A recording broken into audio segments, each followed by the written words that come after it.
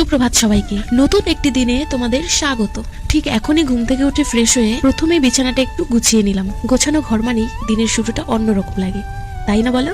তারপর রাস্তার দিকে গিয়ে দেখলাম ভোরের কুয়াশার মধ্যে সূর্যটা কি যে নরম আলো ছড়াচ্ছে, একদম মনে শান্তি পড়ে যায় এমন দৃশ্য। এবার চলে এলাম আমার প্রিয় বাগানে। তোমরা দেখো তো আজকের ফুলগুলো কত সুন্দর ফুটেছে। ফুলের রংগুলো, টাটকা পাপড়িগুলো, মনে হয় সারাটা সকাল এখানেই কাটিয়ে দিই। ফুল তুলতে গিয়ে দেখলাম সূর্যের কিরণ একেবারে গাছের ফাঁক দিয়ে পড়ছে।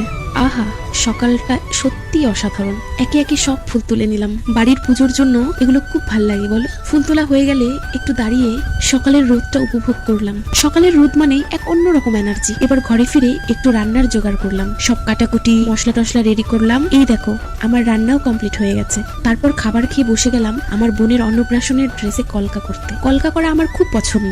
ধীরে ধীরে আঁকতে আঁকতে ড্রেসটা যেন আরো সুন্দর হয়ে উঠছিল। আর তোমরা অবশ্যই কমেন্টে জানিও কলকাটা কেমন হলো। তো এই ছিল আজকের সারাদিনের ছোট ছোট মুহূর্তগুলো। ভিডিওটা ভালো লেগে থাকলে অবশ্যই একটা লাইকের পাশাপাশি কমেন্টে জানিও আজকের কোন অংশটা তোমাদের সবচেয়ে ভালো লেগেছে। চলো তাহলে দেখা হবে পরের ব্লগে। নিজের খেয়াল রেখো, হাসি খুশি থেকো, বাই।